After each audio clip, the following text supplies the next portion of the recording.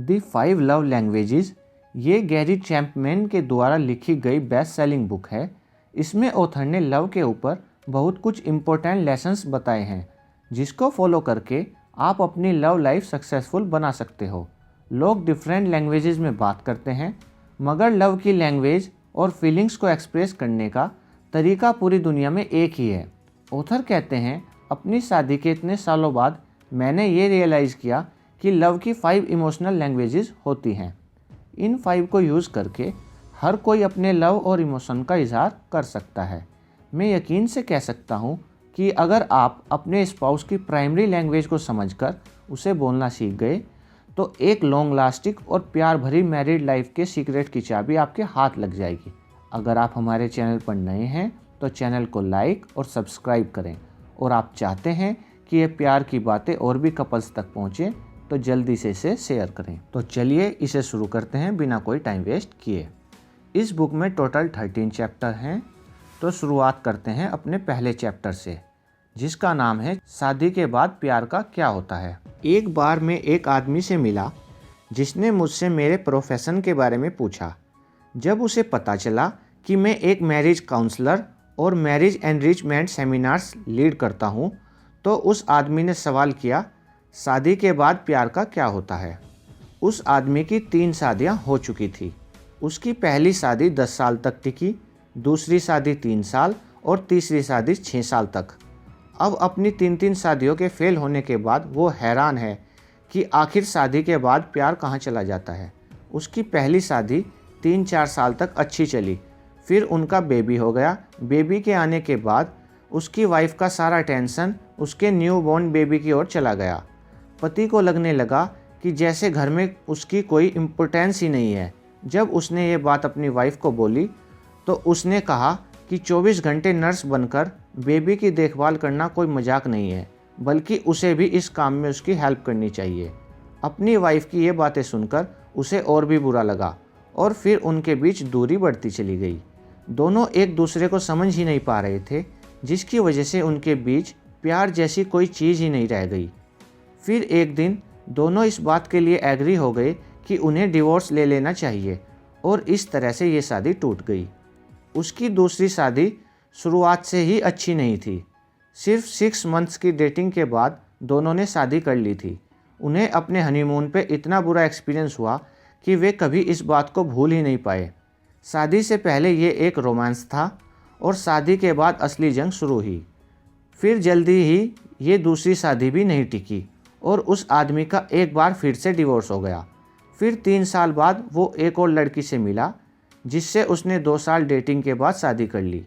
इस लड़की के साथ शादी करने से पहले उनके रिश्ते बड़े अच्छे थे। इस लड़की के जितना पॉजिटिव पर्सन उसे आज तक नहीं मिला था, मगर शादी के कुछ मंथ्स बाद ही वो छोटी छोटी बात पर कंप्लेंट करने लगी, जैसे तुमने कूड़ा बाहर क्यों नहीं रखा या कपड़े क्यों नहीं सुखाए। फिर कुछ दिन बाद उसने उस आदमी के करैक्टर पर सवाल उठाना शुरू कर दिया। वो उसे कहती थी कि मैं तुम पर ट्रस्ट नहीं कर सकती, तुम्हारा बाहर अफेयर चल रहा है। उसकी शिकायतें रोज़ रोज़ बढ़ती जा रही थी और वो नेगेटिव बिहेव करने लगी थी। उनकी मैरिड लाइफ में कुछ भी ठीक नहीं था और फिर एक दिन उस आदमी ने अपनी 3rd वाइफ को भी छोड़ने का मन बना लिया। उसके दिल में उस लड़की के लिए प्यार ख़त्म हो चुका था और इस तरह फिर तीसरी बार उसका डिवोर्स हो गया। ऐसे हज़ारों लोग हैं जो शादी करने के बाद डिवोर्स ले लेते हैं। ज़्यादातर शादियाँ इसलिए नहीं टूटती कि उसे बचाने के लिए कोई सिंसियर एफर्ट नहीं हुआ, बल्कि इसलिए क्योंकि लव को रॉन्ग वे में एक्सप्रेस किया गया। फिर वे अपने फ्रेंड्स, थेरेपिस्ट और काउंसलर से वजह पूछते रहते हैं कि आखिर ऐसा क्यों हुआ। इस सवाल का सीधा जवाब यह है, मैरिड लाइफ में एक रोमांटिक लव की डिज़ायर होना ह्यूमन साइकोलॉजिकल मेकअप है। इसलिए आपको अपने पार्टनर को अटेंशन देने की ज़रूरत है और आपको उसकी प्राइमरी लव लैंग्वेज सीखनी पड़ेगी। हर इंसान की एक डिफरेंट लव लैंग्वेजेस हो सकती है, इसलिए आपको अपनी और अपने पार्टनर की लव लैंग्वेज आइडेंटिफाई करनी होगी जिससे आप एक long lasting happy married life का मज़ा ले सकें। Chapter 2 keeping the love tank full. हर किसी का एक इमोशनल लव टैंक होता है। जब भी कोई पर्सन लव को प्राइमरी लैंग्वेज में रिसीव करता है तो उसका लव टैंक बढ़ने लगता है और इस तरह लोगों को लव की फील होती है। और जब हमें लव अपनी प्राइमरी लैंग्वेज में नहीं मिलता तो ये टैंक खाली हो जाता है और हमें फील होता है कि हमारी लाइफ में लव की कितनी कमी है। जब ये टैंक्स खाली होने लगते हैं तभी रिलेशनशिप में इश्यूज़ आते हैं। इंसान जब प्यार में पड़ता है तो उसे लगता है कि ये रिलेशन अब हमेशा के लिए है। फिर कुछ टाइम बाद, जैसे कि 2 साल बाद, हर रिलेशनशिप में ये इश्यूज़ आने लगते हैं। अगर आप चाहते हैं कि आपका रिलेशन लॉन्ग लास्टिंग रहे तो आपको अपने स्पाउस की प्राइमरी लैंग्वेज सीखनी पड़ेगी। अगर उनका लव टैंक फुल है तभी वो आपको भी भरपूर प्यार दे पाएंगे। चैप्टर 3, जिसका नाम है फॉलिंग इन लव। ये चैप्टर थोड़ा पेसिमिस्टिक है और उदास करने वाला भी। मैं आपको इस चैप्टर में किसी के प्यार में पड़ने का एग्जैक्ट प्रोसेस बताऊंगा, लेकिन हो सकता है कि बगैर किसी डिटेल्स के मैं इस बात को एक फ़नी वे में ख़त्म करूं, क्योंकि आपको फॉलिंग इन लव का प्रोसेस बताते हुए मैं रियलिस्टिक रहना चाहता हूं। हो सकता है कि यह आपको कुछ पेसिमिस्टिक लगे। इस पर्सपेक्टिव का मतलब समझ आता है क्योंकि ऐसे बहुत से कपल हैं जो प्यार में पड़ते हैं, शादी करते हैं, फिर लास्ट में सेपरेट हो जाते हैं। ये दुख की बात है, मगर सच है कि हमारे कल्चर में आजकल डिवोर्स बहुत कॉमन हो गए हैं। मैंने देखा है कि 2 साल के इनिशियल लव फेज़ के बाद लोग पार्टनर पाने के नेचर का दूसरा साइड देखना शुरू कर देते हैं, जो उन्होंने पहले कभी नहीं देखा होता है। उन्हें ये सोचकर ज़्यादा पेन और हर्ट होता है कि वे प्यार में कितने अंधे थे। प्यार का नशा जब उतरता है तो कड़वी रियलिटी नज़र आती है, जो उन्हें और भी रूड बना देती है। फिर उनके रिश्ते में छोटा सा रीजन भी, जैसे सिंक में बाल मिलना, तकरार की वजह बन जाता है और लोगों के सामने उन्हें झूठ-मूठ खुश होने का दिखावा करना पड़ता है। मैं आपको इस बात का एक सॉल्यूशन दे सकता हूँ। फॉलिंग इन लव हर किसी के साथ होता है। अगर हर कपल को ये रियलाइज़ है कि वे अपने किसी एक्टिव चॉइस की वजह से एक दूसरे से जुड़े हुए हैं, तो फिर वे फिर से एक दूसरे को प्यार करना भी सीख सकते हैं। इस चैप्टर में हमने कहा था कि फॉलिंग इन लव का प्रोसेस एक टेम्परेरी इमोशनल एक्सपीरियंस होता है और रियल लव तब तक स्टार्ट नहीं होता जब तक कि emotional falling in love process शुरू ना हो जाए। फैक्ट तो यह है कि हर रिलेशनशिप डिफरेंट है और इस चैप्टर का मेन फोकस ये समझाना है कि फॉलिंग इन लव तो ईजी है, मगर स्टेइंग इन लव मुश्किल काम है। दरअसल ये एक बिल्कुल अलग टास्क है। आपको प्यार के रास्ते में 1000 मुश्किलें मिलेंगी, कई चैलेंजेस आपके सामने आएंगे, मगर आपको गिव अप नहीं करना है। हर हाल में अपने प्यार के लिए लड़ना होगा। और बेस्ट पार्ट है कि जब आप साथ मिलकर इन हर्डल और ऑब्स्टेकल से बाहर आएंगे तो आपका रिलेशन और भी स्ट्रॉन्गर होगा। चैप्टर 4, जिसका नाम है love language words of affirmation. मेरे हिसाब से आपके पार्टनर के एक्सप्रेसिवली दिल खोलकर आपकी तारीफ़ करने से आपको हद से ज़्यादा खुशी मिलती है और आप पैम्पर्ड फील करते हैं, तो आपको भी अपने पार्टनर को अप्रिशिएट करना चाहिए। उन्हें प्यार के बदले प्यार देना चाहिए। ये आपकी पार्टनर की लव लैंग्वेज है। इसे समझें और इसी के हिसाब से अपने रिश्ते में आगे बढ़ें। एक बार एक लेडी 9 मंथ्स तक ट्राई करने के बाद भी अपने हस्बैंड को बेडरूम में पेंट करने के लिए नहीं मना सकी, तो वो मेरे पास अपनी प्रॉब्लम लेकर आई। मैंने उसे कुछ एडवाइस दिया कि आपका हस्बैंड जो कुछ करे उसे हर छोटी बड़ी बात के लिए कॉम्प्लीमेंट दो और फिर देखो कमाल। उस लेडी ने ठीक ऐसा ही किया और जादू चल गया। उसके हस्बैंड ने खुशी खुशी उनका बेडरूम पेंट कर दिया। ज़रूरी नहीं कि हर बार एक्शन वर्ड से लाउडर ही हो। वर्ड्स ऑफ अफर्मेशन किसी का भी कॉन्फिडेंस बढ़ा सकते हैं। अगर आपकी प्राइमरी लैंग्वेज ये है तो इसका मतलब है कि जब कोई आपका रियल कॉम्प्लीमेंट दे, आपसे कहे आई लव यू, साथ ही अगर दूसरी ओर किसी की इंसल्ट से आपका हार्ट ब्रेक होता है जो आपके दिल में लॉन्ग लास्टिंग रहता है, तो मेरी एडवाइस यह है कि कभी भी अपने पार्टनर के इमोशंस को हर्ट ना करें। ये बात हमेशा याद रखें, वरना एक जरा सी मिस्टेक भी आपके पार्टनर का दिल दुखा सकती है। Chapter 5, love language quality time. इस चैप्टर में मैं आपको कुछ ऐसे टिप्स दूंगा जिससे आप अपने स्पेशल पर्सन के साथ क्वालिटी कन्वर्सेशन एंजॉय कर सकेंगे। अगर ये आपके स्पाउस की प्राइमरी लव लैंग्वेज है तो आपको ये टिप्स डेफिनेटली यूज़ करने चाहिए। अब हो सकता है कि ये आपकी प्राइमरी लव लैंग्वेज ना हो, फिर भी आप अपने पार्टनर के लिए ये करें। साथ ही अपने पार्टनर के साथ कुछ क्वालिटी एक्टिविटीज़ के लिए टाइम ज़रूर निकालें। एग्जाम्पल के लिए, जैसे एक लेडी ने बताया कि मेरी और डेरेक की कभी फ़ाइट ही नहीं हुई। ऐसा इसलिए नहीं था कि उनमें रिश्ते में कभी कोई हार्डशिप नहीं आई थी, बल्कि इसलिए क्योंकि उन्हें किसी चीज़ के लिए फ़ाइट की ज़रूरत ही नहीं पड़ी। उनका आपस में कम्युनिकेशन हमेशा बहुत बढ़िया रहा था, इसलिए उनकी कभी कोई फ़ाइट नहीं हुई। अब उन्हें ये अच्छे से मालूम हो गया था कि अपने स्पाउस के साथ इफ़ेक्टिव कम्युनिकेशन कैसे करें, जिससे मिसअंडरस्टैंडिंग की प्रॉब्लम ही ना हो।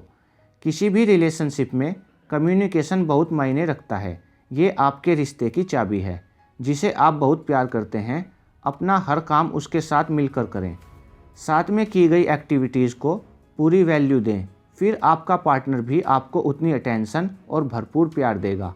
आपको ये बात याद रहे कि अटेंशन ना मिलने पर आपका पार्टनर हर्ट भी हो सकता है। कुछ ऐसी चीज़ें होती हैं जो रिश्ते में दरार डाल सकती हैं, जैसे अपने पार्टनर की बात ना सुनना, डिस्ट्रैक्शन और अपनी खास डेट्स पोस्टपोन करना। आप ये सब अवॉइड करें तो बेटर है। Chapter 6, love language receiving gifts. Gifts actually love का विजुअल सिंबल होते हैं। वो इंसान जिसकी प्राइमरी लव लैंग्वेज गिफ्ट्स लेना होती है, उन्हें अपने पार्टनर से गिफ्ट लेने में बेहद खुशी होती है। गिफ्ट मिलने से उन्हें लगता है कि कोई है जो उनकी केयर करता है।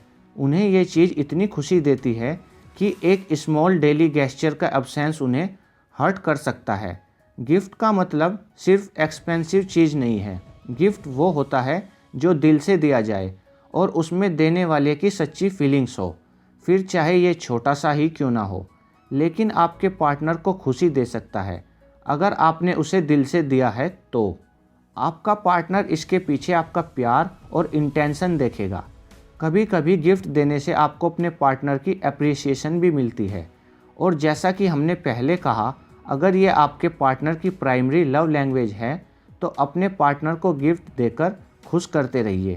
पहले उनकी पसंद की चीज़ों की एक लिस्ट बनाइए और फिर डिसाइड करें कि आपको कैसा गिफ्ट देना चाहिए। Chapter 7, love language acts of service. Acts of service का कॉन्सेप्ट लैंग्वेज ऑफ लव का एक बेहद ज़रूरी पार्ट है। लोगों को फीलिंग ऑफ नेसेसिटी के बजाय लव और कंपैशन के साथ एक्ट्स ऑफ सर्विस पर एफर्ट करना चाहिए। किसी भी मैरिड लाइफ की ये एक बहुत डेलिकेट लैंग्वेज होती है, पर इसे अगर कंपैशन के साथ केयरफुली एग्जीक्यूट किया जाए तो कोई भी मैरिड कपल कंप्लीट हार्मोनी के साथ खुश रह सकता है। अगर आपने लव चूज किया है तो इसे कुछ ऐसे एक्सप्रेस करें कि आपका स्पाउस उस लव को फील कर पाए, और तब ये एक्ट इमोशनली इफ़ेक्टिव होगा। ये एक्ट किसी गिल्ट, फियर या रिजेंटमेंट की वजह से नहीं होना चाहिए। अगर इन वजहों से आप ये एक्ट कर रहे हैं तो इसका कोई फ़ायदा नहीं है। जैसे अब मैं आपको जिम की स्टोरी का एग्जांपल देता हूँ। जेनिस नाम की एक औरत थी। उसने अपनी ये स्टोरी मेरे साथ शेयर की। उसने बताया कि 20 साल तक वो अपने हस्बैंड की सेवा करती रही, मगर उसके पति ने हमेशा उसे डोरमैट की तरह ट्रीट किया। वो उसे इग्नोर करता था और मिसट्रीट भी करता है। उसे अपने फ्रेंड्स और फैमिली के सामने ह्यूमिलेट किया करता था। उसे फिर भी अपने पति से नफरत नहीं थी। उसने कभी भी अपने हस्बैंड का बुरा नहीं चाहा, मगर लास्ट में वो इतनी तंग आ चुकी थी कि अब उसके साथ नहीं रहना चाहती थी। उस औरत ने एक्ट ऑफ सर्विस पूरे 20 सालों तक की, मगर उसमें एक्सप्रेशन ऑफ लव नहीं था। वो एक्ट गिल्ट, रिजिटमेंट और फियर की वजह से किया गया था। एक एक्ट ऑफ सर्विस तब माना जाएगा जब उसे अपने पार्टनर का प्यार मिलेगा, जब उसका पार्टनर उससे ये कहेगा, लाओ ये काम मैं करता हूँ, और दिल से आपकी हेल्प करेगा, आपका बर्डन कम करने की कोशिश करेगा और साथ ही अपनी रेस्पॉन्सिबिलिटी भी समझेगा। Chapter 8, love languages physical touch. मुझे लगता है फिजिकल टच वो एक्शन है जो हमारी सोल को भी टच करता है। सिर्फ सेक्सुअल इंटीमेसी से ही इसका मतलब नहीं है। आप सिंपली अपने पार्टनर का हाथ पकड़ें या उसके साथ बैठें। बहुत से रिलेशनशिप में ऐसा होता है कि एक पार्टनर फिजिकल टच को सिर्फ सेक्सुअल इंटीमेसी से जोड़कर देखता है, जबकि दूसरे पार्टनर के लिए इसका मतलब हाथ पकड़कर बातें करना या क्वालिटी टाइम स्पेंड करना हो सकता है। इसे कंबाइन करना बड़ा मुश्किल काम है, लेकिन इसका सॉल्यूशन यह है कि हर किसी को अपने रिलेशनशिप में सैक्रिफाइस और कंप्रोमाइज़ करना सीखना चाहिए। बहुत बार ऐसा होता है कि लोग किसी मुसीबत के वक्त एक दूसरे को गले लगाते हैं, क्योंकि फिजिकल टच लव का एक पावरफुल कम्युनिकेशन है। मुश्किल वक्त में हमें किसी भी चीज़ से ज़्यादा प्यार और अपनेपन की ज़रूरत होती है। अगर आपको लगता है कि आपके पार्टनर की प्राइमरी लैंग्वेज भी फिजिकल टच है, तो जब भी वो उदास लगे उन्हें एक टाइट हग देकर उनका मूड लिफ्ट करें। इससे उनके चेहरे पे फिर से स्माइल आ जाएगी। चैप्टर 9, जिसका नाम है discovering your primary love language. 5 type की डिफरेंट लव लैंग्वेज को केयरफुली एलोबरेट करने के बाद अब मैं उन मेथड्स पर डिस्कस करूंगा जिससे आप अपनी और अपने पार्टनर की प्राइमरी लव लैंग्वेज डिस्कवर कर पाएंगे। इसे करने के पीछे 2 बेसिक रीजंस हैं। पहला तो ये कि आपको अपनी लैंग्वेज समझ आ जाएगी, और दूसरा ये कि आपको ये भी पता चल जाएगा कि आपका पार्टनर क्या प्रेफर करता है।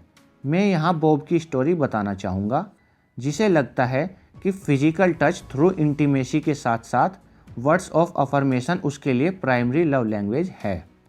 यहाँ मैं ये बात भी क्लियर करना चाहूँगा, बहुत से आदमी ये समझने की मिस्टेक करते हैं कि जो उन्हें पसंद है वही उनके पार्टनर को भी अच्छा लगता होगा। उन्हें लगता है कि औरतें भी फिजिकल टच का मतलब सिर्फ सेक्स समझती हैं, जबकि ऐसा नहीं है। मुझे यकीन है कि अगर किसी औरत को अपने पार्टनर से एप्रिसिएशन, लव और केयर मिले तो वो खुद ही फिजिकली इंटीमेट होना चाहेगी। पहले आप अपनी लव लैंग्वेज को आइडेंटिफाई करें, उसे समझें, जिससे आपके पार्टनर के साथ आपका इमोशनल कॉन्फ्लिक्ट कम से कम हो। जो कपल अपनी प्राइमरी लव लैंग्वेज समझ लेते हैं उन्हीं के बीच ज़्यादा गहरा प्यार होता है। चैप्टर 10, जिसका नाम है लव इज़ अ चॉइस। अपनी मैरिड लाइफ को लॉन्ग लास्टिंग बनाने का एक ही तरीका है कि आप एक दूसरे की लव लैंग्वेजेस को समझें और हर रोज़ एक दूसरे को लव करने का वादा करें, जिससे आपका लव टैंक हमेशा फुल रहे। इस चैप्टर में लिसनर के लिए एक सवाल है और ये जानने की कोशिश की गई कि कितनी पॉसिबिलिटी है कि कपल अपना गुस्सा और पास्ट की गलतियों को अनदेखा करके एक दूसरे की लव लैंग्वेज में कम्युनिकेट करें। मेरे पास इसका ये जवाब है कि बेसिकली प्यार सही और गलत दोनों रीजन्स की चॉइस है। प्यार में जब एक पार्टनर से कोई मिस्टेक हो जाती है तो उसे माफ़ी मांग लेनी चाहिए। एक मैरिज का मतलब यह है कि इसमें सही और गलत दोनों डिसीजन हो सकते हैं, तो दोनों पार्टनर को अपनी गलती के लिए सॉरी बोलना चाहिए और माफ़ करना भी सीखना होगा। हर किसी को अपनी लाइफ पार्टनर की कदर करनी चाहिए। हो सकता है कि उनमें लाख बुराइयां हो, मगर उनके साथ राइट इमोशन के साथ डील करना ही सच्चा लव है। आपके बीच कितने भी आर्ग्यूमेंट्स हो, फिर भी फोकस्ड रहें और प्यार करना कभी ना छोड़ें। हर रिलेशनशिप में स्पार्क होना चाहिए, क्योंकि आदमी और औरत दोनों इसके लिए तरसते हैं। इस बुक के ऑथर ने यही एडवाइस किया है कि अगर अपनी लव लाइफ मेंटेन रखनी है तो एक दूसरे की लव लैंग्वेज सीखें और साथ में माफ़ी मांगना और माफ़ करना भी, जो कि आपको किसी भी टफ सिचुएशन में एक साथ जोड़े रखेगा। चैप्टर 11, जिसका नाम है love makes the difference. Psychologist ने ये डिक्लेयर किया है कि दरअसल लव आपकी दूसरी नीड जैसे सिग्निफिकेंस, सिक्योरिटी और सेल्फ एप्रिसिएशंस के साथ भी एक कनेक्शन फॉर्म करता है। ये प्रूव हो चुका है कि जब आपके पार्टनर का प्यार आपको सेफ और वर्दी फील कराता है, ये आपको एक सेंस ऑफ सिक्योरिटी देता है। ये दुनिया की सबसे बेस्ट फीलिंग होती है जब आप किसी को उतना ही प्यार करते हैं जब पहली बार मिले थे। आप इसे एक ब्लेसिंग समझ सकते हैं। जब आपको प्यार मिलता है तो आपको फील होता है कि आप कितने वैल्यूएबल हैं। आपकी सेल्फ इस्टीम बिल्ड होती है और ये आपकी क्वालिटी ऑफ लाइफ भी इम्प्रूव करता है। अगर मैरिड लाइफ में भरपूर प्यार है तो आप बिना किसी हेजिटेशन के अपने पार्टनर से कोई भी प्रॉब्लम शेयर कर लेते हैं। लव सिर्फ एक सॉल्यूशन ही नहीं है, बल्कि ये एक प्लेटफॉर्म भी है जहां एक अनलविंग स्पाउस भी आपसी अंडरस्टैंडिंग से लविंग बन जाता है। चैप्टर 12 जिसका नाम है लविंग द अनलवली। इस चैप्टर में ऑथर ने हमसे क्वेश्चन पूछा है, क्या कोई किसी अनलव्ड पर्सन को प्यार कर सकता है? ये सवाल सुनकर ऑथर को अपनी वाइफ की याद आ गई। मैरिड लाइफ के कुछ टफ एक्सपीरियंस याद आ गए। हम भी उस दौर से गुजरे थे जब हम दोनों बहुत आर्ग्यूमेंट्स करते थे। हमें एक दूसरे पर इतना गुस्सा आता था कि हर छोटी छोटी बात पर हमारी लड़ाई होती थी, जिसका रिजल्ट ये हुआ कि हमें एक दूसरे की शक्ल से भी नफरत होने लगी थी। हमारे इश्यूज इतने बड़े हो गए थे कि हमारा मैरिड लाइफ में लव के कॉन्सेप्ट पर से यकीन ही उठ गया था। तब हमने एक साथ बैठकर एक दूसरे के इमोशंस को हर्ट किए बगैर सारी प्रॉब्लम्स डिस्कस की। गुस्से और हेट के बजाय हमने सॉफ्ट मैनर में एक दूसरे की बातें सुनी और समझी। हमने बिना किसी एक्स्ट्रा डिमांड के होनेस्ट सजेशन दिए जिससे हमारा प्यार भरा रिश्ता बरकरार रहे। और इस सब का रिजल्ट ये निकला कि हमने अपने लैंग्वेज ऑफ लव डिस्कवर की। किसी अनलव्ड पर्सन को प्यार करना किसी के लिए भी एक बेहद टफ जॉब हो सकती है। हेट का प्राइमरी रिएक्शन भी हेट और गुस्सा ही होता है। जब रिलेशन में प्यार की कमी होती है तो लव टैंक ड्राई हो जाता है, सेल्फ एस्टीम टूटने लगती है और फिर आपस में दूरियां बढ़ने लगती है। इस सिचुएशन में आपको ध्यान रखना होगा कि कहीं आप अपने पार्टनर की लव लैंग्वेज ना भूल जाएं। इस लव लैंग्वेज को उसके दिल के पास पहुंचने के लिए यूज़ करें। उसे यकीन दिलाएं कि आप उसे समझते हैं और ये सब करके आप अपनी हैप्पीनेस फिर से पा सकते हैं। Children and love languages. ये चैप्टर अपने बच्चों की लव लैंग्वेज समझने के बारे में है। आपको अपने बच्चों के साथ एक स्ट्रॉन्ग कनेक्शन और लविंग रिलेशनशिप डेवलप करना सीखना होगा। यहाँ ऑथर कहते हैं, मैंने अपनी शादी के बहुत से रियल एग्जाम्पल यूज़ किए हैं और उन कपल्स के भी जिन्हें मैंने इतने सालों में काउंसिल किया, ताकि मेरी इस बुक का एग्जैक्ट कॉन्सेप्ट सबको समझ आए। मैंने रिलेशनशिप और मैरिज में आने वाले ऐसे कई डिफरेंट सिचुएशन और इश्यूज भी डिस्क्राइब किए हैं जिन्हें मैं काउंसिल किया हूँ। इस चैप्टर में मैंने बताया कि बच्चे अपनी प्राइमरी लैंग्वेज ऑफ लव को शो करने के लिए कैसे डिफरेंटली एक्ट करते हैं। अगर किसी बच्चे की हैबिट है कि वो अपने पेरेंट्स से टोकन ऑफ एक्सपीरियंस लेता है तो उसे हमेशा पेरेंट्स के गिफ्ट्स मिलने की चाहत रहेगी। ये उसकी प्राइमरी लैंग्वेज ऑफ लव है। अगर हर पेरेंट्स को अपने बच्चों की प्राइमरी लैंग्वेज ऑफ लव मालूम हो तो वो इसी हिसाब से अपने बच्चे की परवरिश करके उसे एक मेंटली स्टेबल पर्सन बनाने में हेल्प कर सकते हैं। और जब बच्चे की लव लैंग्वेज को इग्नोर किया जाता है तो वो उनके बचपन को ही नहीं बल्कि पूरी लाइफ को बैडली इफ़ेक्ट कर सकता है। इस बुक में मैंने हर लव लैंग्वेज के लिए 2 एडिशनल सजेशन भी दिए हैं। मैंने हस्बैंड्स और वाइफ्स के लिए प्रोफाइल सर्विस भी डिस्क्राइब किए हैं, क्योंकि इससे प्राइमरी लव लैंग्वेज को आइडेंटिफाई किया जा सकता है। ये एक पेरेंट की रिस्पॉन्सिबिलिटी है कि वो अपने बच्चे की लव लैंग्वेज की नीड समझे और उसे मेंटली, फिजिकली और साइकोलॉजिकली पूरा प्यार और सपोर्ट दें। हर बच्चे को प्यार का एहसास कराया जाना चाहिए। चैप्टर 13 जिसका नाम है अ पर्सनल वर्ड। मैं यहाँ 5 लैंग्वेजेस ऑफ लव का रिकैप करता हूँ। कम्युनिकेशन किसी भी रिलेशन का एक बहुत इफ़ेक्टिव और ज़रूरी पार्ट होता है और 5 लव लैंग्वेजेस किसी सिचुएशन को बदल भी सकती हैं, मगर ये तभी होगा जब पार्टनर एक दूसरे की प्राइमरी लव लैंग्वेज के बारे में बात करेंगे। लोग कई सारे इमोशनल एक्सपीरियंस, हिस्ट्री और बैगेज के साथ एक शादीशुदा लाइफ में एंटर करते हैं। हर किसी की डिफरेंट पर्सनैलिटी होती है, अपना एक डिफरेंट करैक्टर होता है। हर कोई शादी को लेकर अपनी एक डिफरेंट सोच और अप्रोच रखता है। आपके बीच कई सारे डिफरेंसेस हो सकते हैं, मगर फिर भी कभी अपने पार्टनर को इमोशनली हर्ट ना करें। जब कोई कपल आपस में अंडरस्टैंडिंग के लिए एक कॉमन ग्राउंड ढूंढ लेता है तो वो एक दूसरे के साथ रहने के लिए और शादी को बचाने के लिए कंप्रोमाइज़ करना भी सीख लेते हैं। ये बुक का फाइनल चैप्टर है और इस चैप्टर में मैंने सारे लेसन्स रिवाइज किए हैं जिससे लिसनर को एक क्लियर कॉम्प्रिहेंशन मिल सके। इस बुक का असली मकसद सारे मैरिड कपल्स तक पहुंचना है। आपको बुक से समझ आएगा कि लेखक इस बारे में कितना डेस्परेट हैं कि सारी मैरिजेज सक्सेसफुल और लॉन्ग लास्टिंग बने। मैं हर कपल को उनकी लव लाइफ के लिए एक पॉजिटिव इम्पैक्ट देना चाहता हूँ।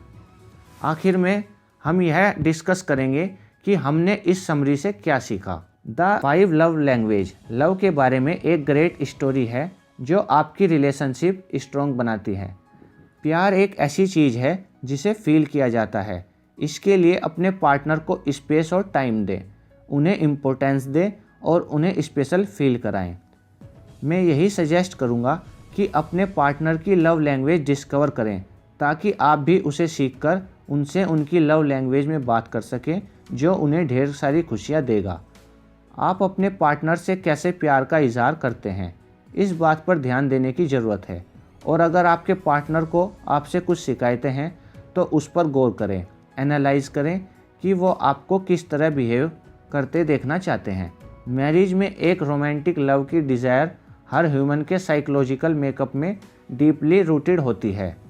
हर एक को चाहिए कि वो अपने लाइफ पार्टनर को वैल्यू दे और अपने रिश्ते में एफर्ट्स डालें, अपने प्यार को एक्सप्रेस करना सीखें और लव लैंग्वेज के सिंपल बेसिक टिप्स फॉलो करके एक लॉन्ग लास्टिंग रिलेशनशिप एंजॉय करें। Thank you.